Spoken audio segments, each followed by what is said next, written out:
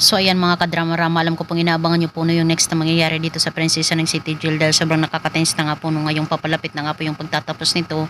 Siguro ngayong Friday tapos na nga po talaga yung drama na to at alam naman po natin ngayon na may pinaplano nga po talaga itong si Divina na gusto nga po talaga niyang tumakas dito sa kulungan dito sa City Jail at dahil nga po talaga dito ay kinausap nga po talaga ni Divina itong si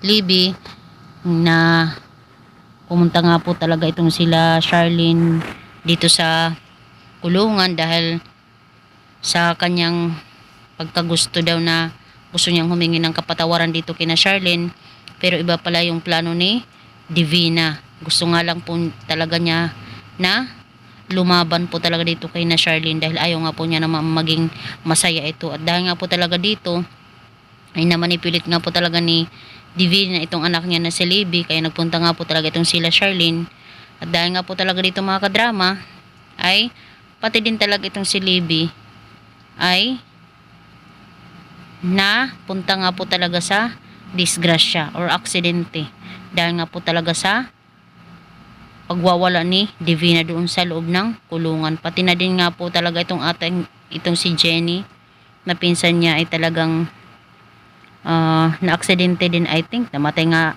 itong si Jenny.